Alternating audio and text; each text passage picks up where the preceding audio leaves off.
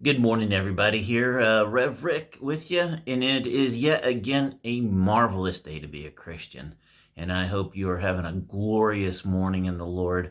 I want to talk to you today about being kidnapped. Did you know that sometimes in our meditation, whether we're purposefully meditating or just generally thinking about things, you can be kidnapped by discouragement instead of placing your focus on God and meditating on His thoughts and ways in His will. Discouragement focuses more on the broken glories of creation than on the restoring glories of God's character, His presence, and His promises. And when we focus more on the brokenness of the world and the problems that we may individually have or the world has in general, we're focusing on broken glory and not the restorative glory that we have through the grace of God, through His presence in our lives, through His grace, and through His provisions. So what captures your mind and thoughts then is of prime concern because it will dominate the desires of your heart. Outside of our intentional and public worship, the question is, what is it that occupies your private meditation, your quiet times, or even the things that invade your thoughts just throughout a day?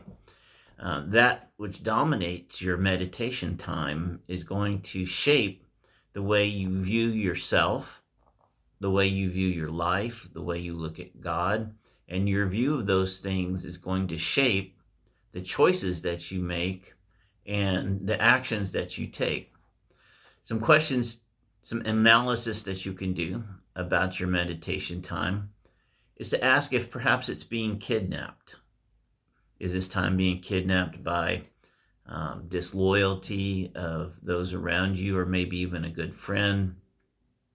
Perhaps the state of your finances, disappointment with your church, some dysfunction in your family or extended family or the family of close friends, problems in your marriage or other relationships, the daily struggles of parenting or grandparenting, your frenetic and frenzied schedule, physical sickness, perhaps, or just the daily hardships of life living in a dark and fallen world.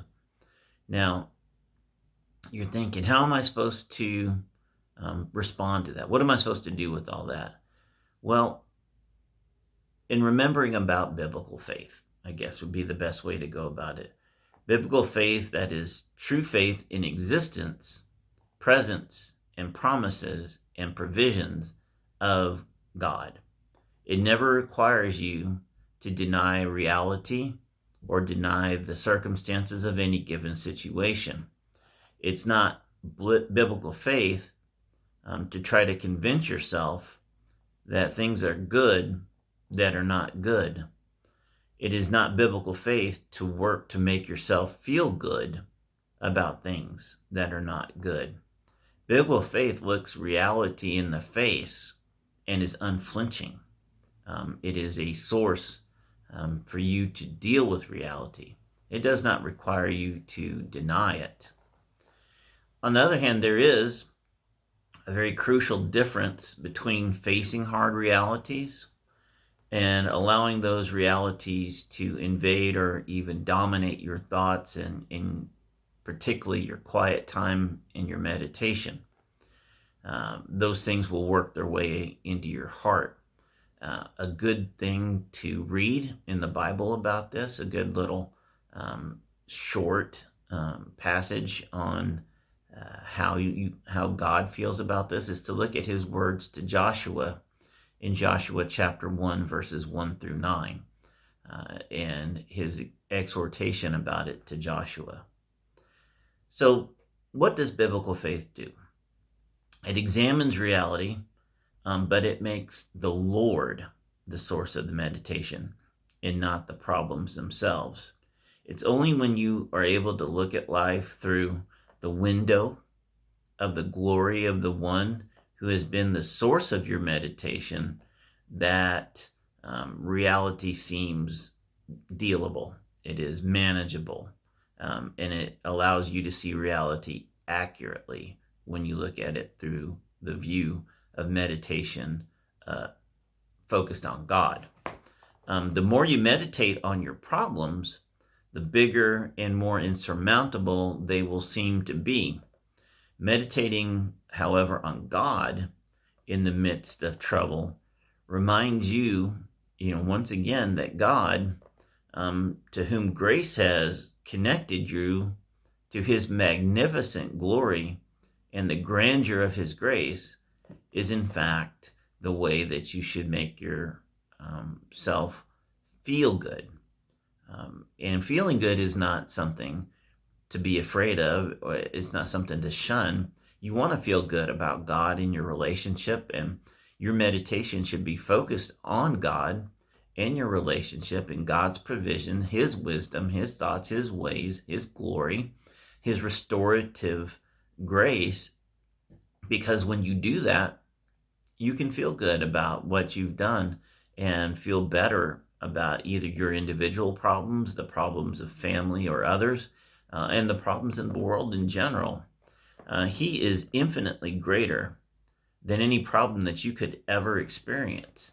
And so it makes sense then to go to the place where your problems can be dealt with, one who has the answer.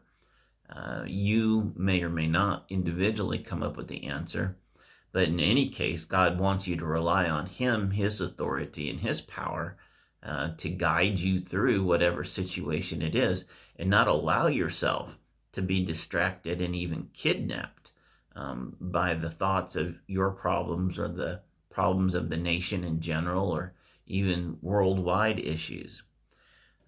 After you're able to get yourself oriented to God-centered meditation and not world or individual problem-centered meditation, then that's going to shape your responses by his glory and not by the seeming size of any particular problem or thing that's bothering you. It is a wonderful thing, God's counsel.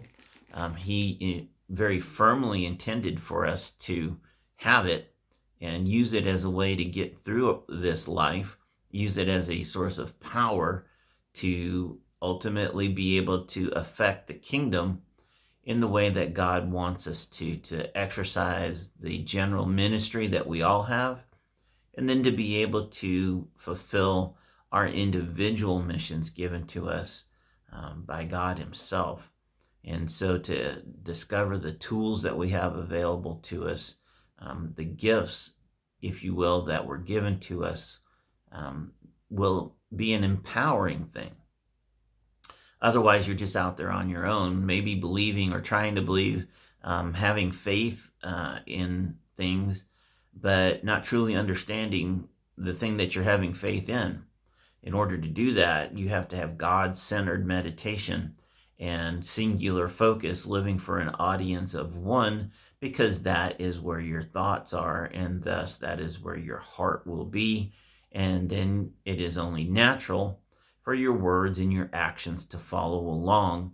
And that way you can guarantee that what you do and what you say is in fact a product of God in your relationship with him.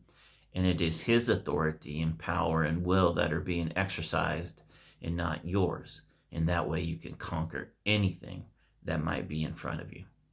I love you. I hope you have a wonderful day in the Lord. Don't be kidnapped today. Don't let the world do that to you. Be God-focused in your meditation, in your quiet time, and be victorious because you did. Take care.